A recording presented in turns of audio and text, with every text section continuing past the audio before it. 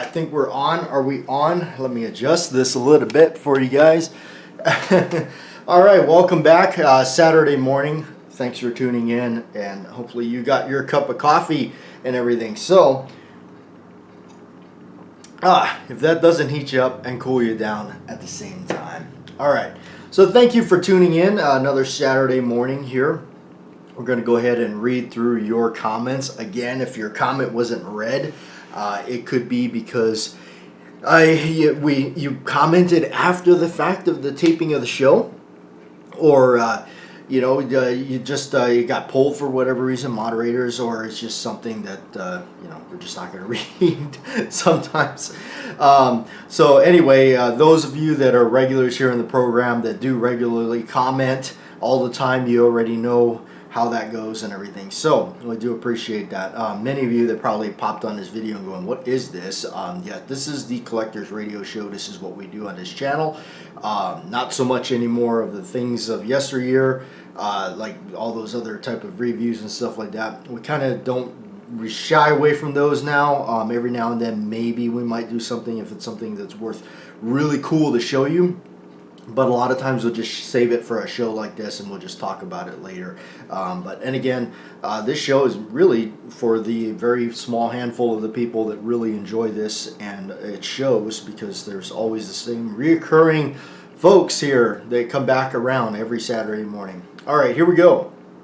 First one up is from Fire. There's something about a Colt. It's a cool 1911 for $1,000, decent value. Yeah. Anytime you can get a Colt 1911 for $1,000 or under, it's a good thing. Definitely, because you're right. That sums up for me all about it, man. Right there, Fire did that's an excellent comment there. There is something just super cool about it. It's got a name, it's got history, it's heritage. I mean, the Colt 1911 won 2 world wars.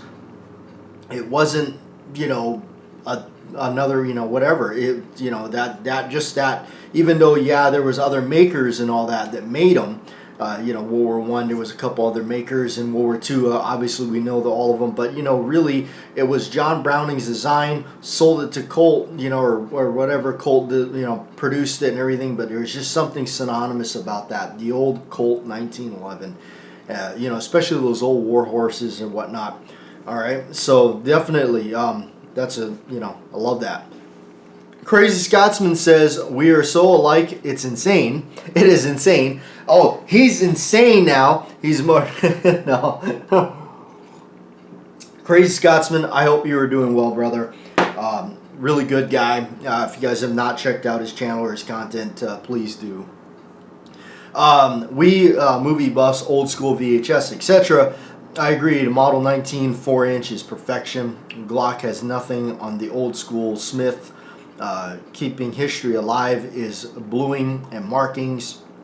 The bluing is huge. Never been the same. Roll marks are another huge thing. There is a reason the old ones cost a fortune. Yes, the lot of stuff from yesteryear, as he was mentioning there, the bluing processes and all that, as later they found out that it was really toxic, really bad. And, Ken Hackathorn even speaks on this a lot. He says, with the whole restrictions and OSHA and all that, a lot of those things should never be remade again.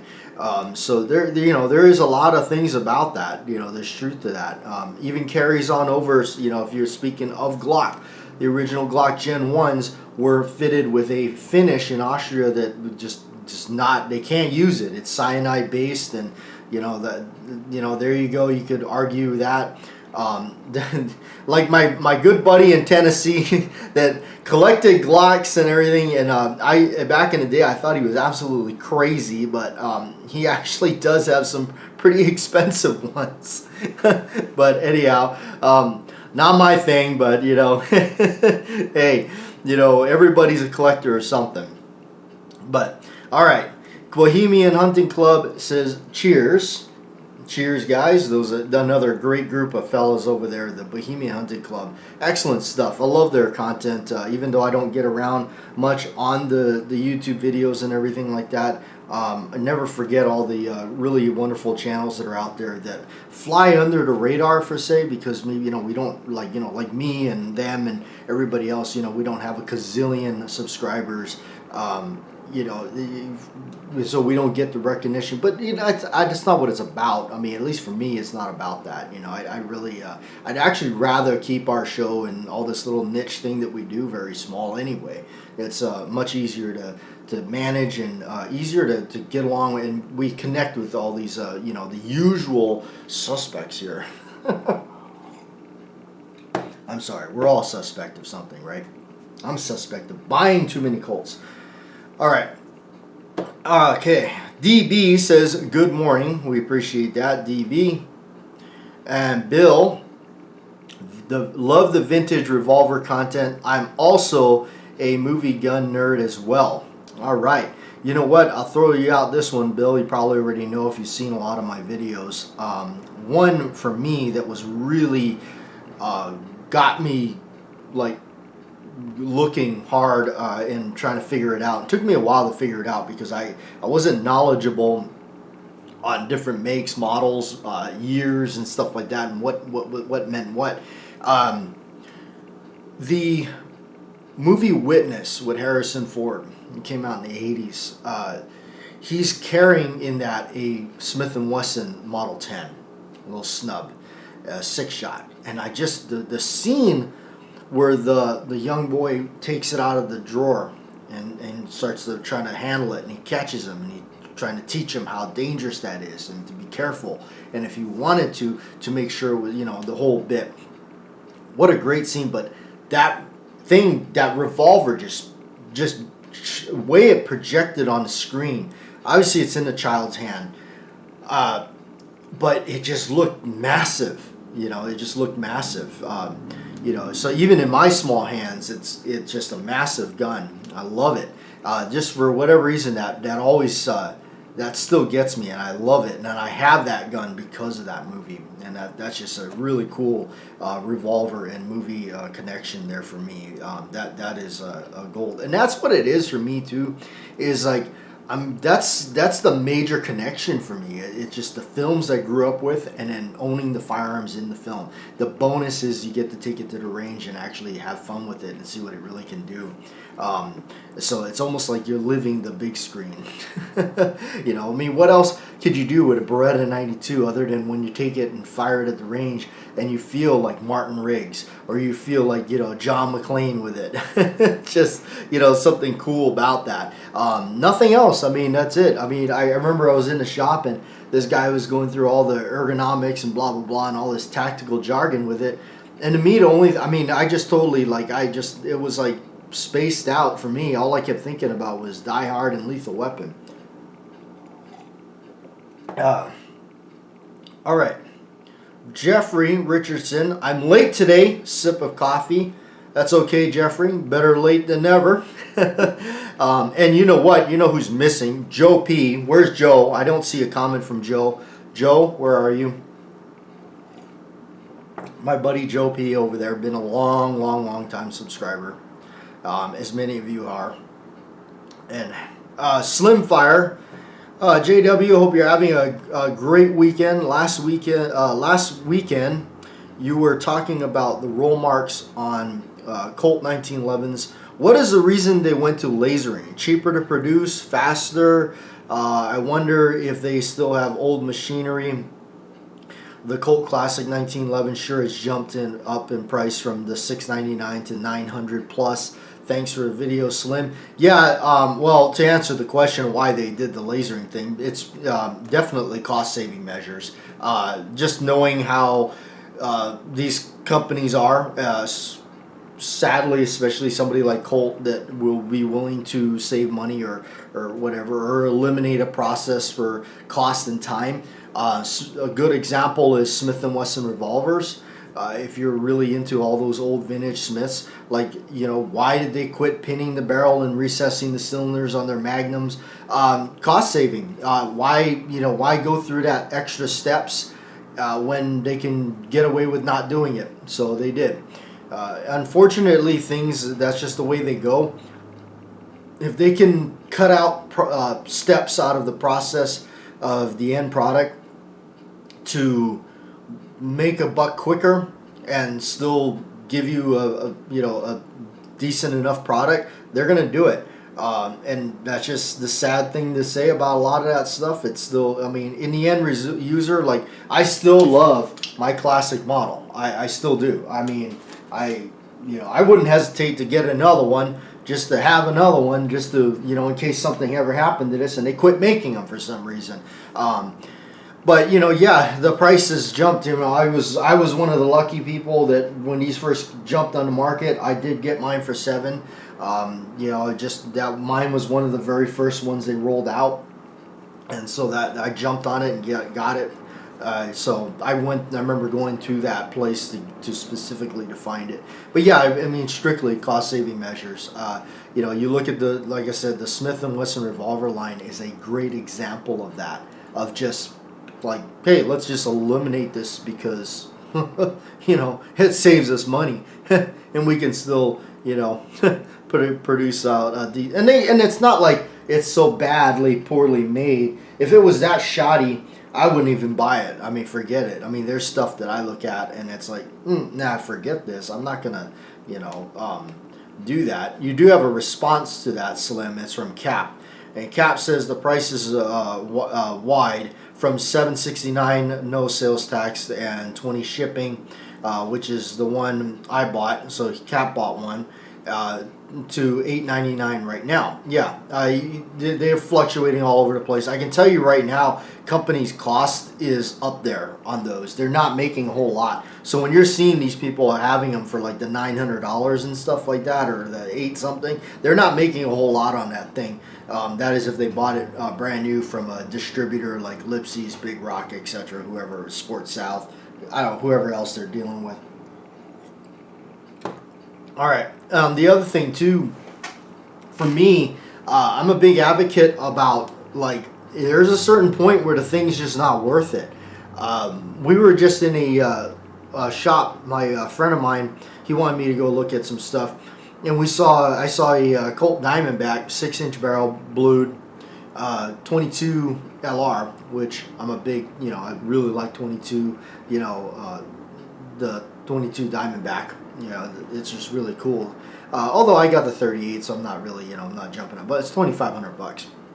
Forget that. I mean, that just, to me, that's just outrageous. The thing's not even worth that. It's not even that. It's not, to me, it's not such a great piece that it's worth that kind of money. It's just not. In the end, I think if you spent that, and I'm talking about the hard-working stiffs, the people that are on either fixed income, retired, or the working stiffs, the 9-to-5ers. We spend our hard-earned money on something like that. I think in the end, you're just going to be like, wow, really? What? Like, at least that's, speaking for me for sure on that one. But yeah, I mean, that's just outrageous on that price. Just can't do it. Just can't do it.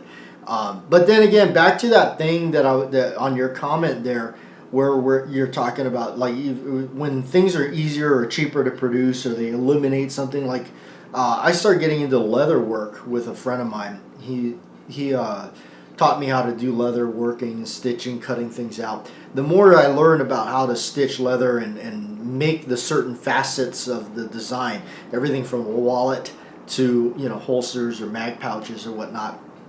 The more I learned about that, the more when I saw holsters in, like, for sale at places, leather holsters, I'm like, oh, I know why they did that. I know why there's a snap there that they're saying, oh, this is for ease of this and ease of that. No, it's actually ease of manufacturing, and it cost saving measures so they can pump that thing out faster to get their $70, $80 or $100 or whatever more out of you. So that's just what I see out of that. So going to that aspect of it, and then that's when you see that heavy price tag, and now you know why a Les Bear costs what it costs, you know, or an Ed Brown or Wilson Combat. You see now why they cost that, because these are the small niche companies that are taking that extra time. In fact, Les Bear said that the best. He said, we're willing to take that time to do the extra steps. We're willing to take the time to build it and do things to it that, you know, yeah, could we have done this checkering on a machine and got it done like that? Yeah, but we got a guy with a file and hand doing it to take the extra time to do it. And this is something, and there is something neat about that when you hold one of that, you know, like, hey, that's hand checkered, you know. It's almost like stuff from yesteryear. As he says, they build things like it's 1930. And that's what it is, too. A lot of these gun people, manufacturers, like, you know, Wilson Combat or whatnot, they're building this stuff like it was back in 1930. You've got, they're manufacturing it, their guys are at their benches putting this stuff together. I mean, you know, so it's not really plug and play. They're fitting, they're taking stuff, putting it together, hand fitting, and so you are going to pay for that. And at that aspect, you know, you got to say, yeah, you know, back to that thing. Is it worth it? Or you know, I can't afford that stuff anymore. Or, you know, I couldn't before anyway. But I just, sometimes if you're like me, I stick around and wait on the sidelines and just keep swimming around. And one day, one of them is going to drift away from the big tags and you can snag it up. I got a lot of my stuff by sheer luck, baby. By sheer luck. All right. This last one is from Gray Rider. Colt Mark IV Series 70 versus the Colt 1911 commercial. Thanks. Great comment. And what he's talking about is the commercial model, which is the new one that they got out. That's mine's still fairly tight as much as I've shot it. Of course, you know, I've done some different things to mine that, you know, may not look like, you know, the ones I just, you know, for me, having boxes of old parts and stuff laying around, I wanted the arch mainspring housing on it. You know, I put the different, you know, hammer and whatnot on it, and you know, old phenolic resin grips that they used to do once upon a time in yesteryear. All right, so that versus, and I hope this is the right bag I grabbed, would be the Mark IV, the old school Mark IV Series 70 with ballast all over it. And people always ask me, why do you slather your stuff with oil and store it? That's residuals from living on an island, baby.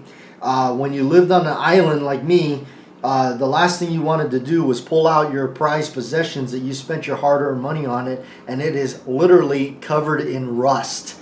I've been traumatized and, you know, had that happen to me. So yes, out of old habits die hard, I slather my stuff in oil before I store it away. That's just what I do. But anyway, the Mark IV Series 70, and you really want to talk about splitting hairs or talking about stuff, the roll marks are actually easier to read on this one than it is on this one. I know, yes, no joke. The roll marks on the Mark IV Series 70s are hit and miss. Some of them are washed out. We've talked about it. I have actually an entire video on it somewhere in the catalog of the video, so if you want to learn more about that or hear more about that, check that out. But yeah, a lot of them were washed out pretty bad. So anyway, but yes, this one here, it does have the polish job on the flats on this is just, it is unbelievable. It's really nice. So versus which one? Well, again, you know, I'm not one that says, but I don't look at things for like, well, you know, like I said, back to that guy when I was looking at that Beretta 92 in a shop, you know, younger kid, just sitting there, oh, the ergonomics and all this and all that stuff is so far out of my mind. I don't even, like, that's the last thing I'm even thinking about. Like I said, all I kept thinking about was Lethal Weapon or Die Hard. I'm going to have to go with the Mark IV Series 70. Why? Because I grew up with movies like Above the Law, all those original Steven Seagal movies that he had, and that's what he had. You watch things like Sharky's Machine, where he's got one, and all those old-timey cool movies, and that's it. So I would choose that one because of the connection to the movies. Although, this new one probably might be a better made 1911 for range use and definitely blasting rounds, but I'm that movie guy. I have that movie connection, and that's kind of where I'm at with that. So there you go. That's the one I would choose, would be the older one, just because the movie connection and stuff like that. Although the roll marks on them are a lot of times washed out. When you go to see them, you got to make sure they're not totally terrible. And also, a lot of times these Mark IV Series 70s were hacked up. They were cut up for people doing different sights and stuff like that on them. Cutting them, I seen ones were cut for, like the Ellison sights and what have you. They were all cut up and everything. So put a grip, new high ride grip safety on it, stuff like that. So you gotta keep an eye on that. Anyway, all right. Recent haul, the good stuff, the fun stuff. I had a recent haul over at the record store. That's where I spent a lot of my money. In fact, that's mostly what I buy these days. I don't spend too much money on guns anymore. Mostly I hit up the record store as my favorite place to go. What did I pick up? My recent pickups was actually a good score because I went with my buddy and we went through there and we grabbed a few things. In fact, one of the things I forgot to bring out here in part of the stack was I grabbed this movie called Quarantine. Quarantine came out some time ago. I remember actually I saw it in a theater. I took this girl to see it and she did not like it. Quarantine's a really cool movie. It's got Jennifer Carpenter in it. It's about this like rabies virus thing that people get and they go crazy. And it's in this she's doing a news reporter. So it is, warning now, it's that Blair Witch Project style filming. So not as bad. I don't feel like you need a bottle of Excedrin after. But that everybody's different. But it was, they go into this this building and then they find out people are infected and they're all crazy, and then the CDC and stuff, they actually enclose this place and lock it down. They're quarantined in there, and meanwhile all this crazy stuff is havoc and going on. So it's actually a really cool movie. It's a decent movie. It's worth having in my horror movie collection. There's a lot of really bad movies out there, but you know what? I'm a horror movie collector, so not too much into modern stuff. Most of the old stuff, because I'm trying to live back and get back all my youth years and all that. But anyway, that was one of them that I bought. I didn't bring it out. Just forgot. I forgot it. The other thing we bought was I got Starsky and Hutch, the first and second season of this. This is just cool. David Soul passed away this year, unfortunately. But what a cool series. This is a really cool series. This was during the 70s, and this is just a neat show. That Gran Torino that they got running around with. Not the movie, the real thing. The actual TV show, not that joke of a movie that they did. Really cool. So pick that up. That was a fairly decent price. I picked that up. I was reading too, it's kind of interesting how, as after the first two seasons, it's hard to argue it, but if you love the show, you love the show. They did say that by the third season that Glacier was really wanting to leave. They had to up his money for his contracts. They were also trying to tone down the violence, as they say, in it, because it was during the late 70s. They were really concerned about things and all that, which is, hey, it goes to show you there's nothing new here. So they, in a way, they took out a lot of stuff that made it fun. It's like if you look at the old TV show, like I grew up with it, Alf. They started to we can't, at first, if you look at Alf wanted to eat cats and, and all that. And it was made it kind of, funny and, crude. They weren't worried about who they were going to upset. And then all of a sudden they said, but kids are watching it. We don't want, Alf to be eating cats and all that. So later in the seasons, they quit doing that. Kind of weird. The other one I picked up is Furiosa. I actually do like the new Mad Max movie, that Fury Road. I thought it was a very big eye candy in it. I'm not much into the whole CGI blah blah blah thing, but I really like the scenery in these movies. They really look cool. The Fury Road. This is really just a continuation of Fury Road, or just more of it, and really cool. And the character Furiosa is really awesome to me. Although I wish that Charlize Theron would have returned to do it, but I kind of get how, yeah, maybe, you know, because this is basically her life and her story and where her comeuppance, and this actress, she did a good job at it. Pretty awesome. I'm not much of a fan of Chris Hemsworth, but I must say in this one, he's pretty darn good. So overall, this was a good one. I don't know how the heck they brought back a lot of the old guys in it. Of course, Immortal Joe, they brought him back, but the actor that portrays him actually passed away. So they did a really good job of resurrecting him and bringing him back in this. So that was a really cool find there. The other one is that I grabbed, which is kind of, for me, it's more personal. It's something, you know, that I used to have, and I lost a lot of these things when I moved. And this one is a lot of, I'm a really big fan of Henry Rollins and all of his spoken word stuff in his books. I'm a huge fan of that, his stuff. I actually got to meet him. I went to his one of his spoken word performances. For me, it was really surreal. That was the only major time I was starstruck, because he is, to me, such the icon. And I found Eric the Pilot, one of his performances that he speaks on this incident that actually happened to him, and that's what's really cool about his spoken word stuff. It's just like really life experiences of him, and it was signed.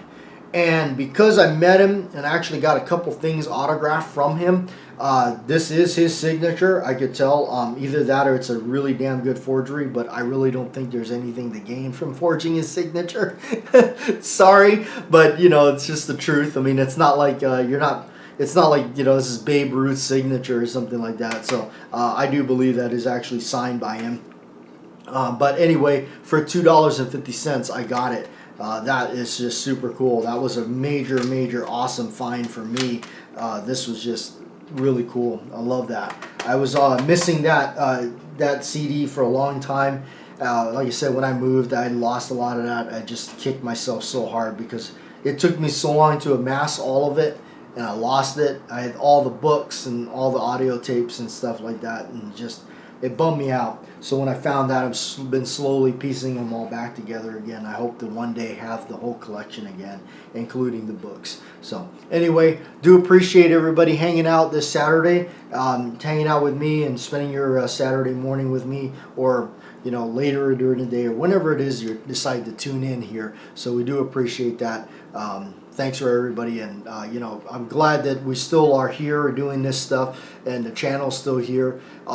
Although they're implementing all kinds of stuff that we got to really be diligent on what we do and, you know, film these days on here. It's just sad because, you know, but yeah, I don't want to disappear because of something that happened and then leaves you guys with no explanation of where did he go. So anyway, thank you.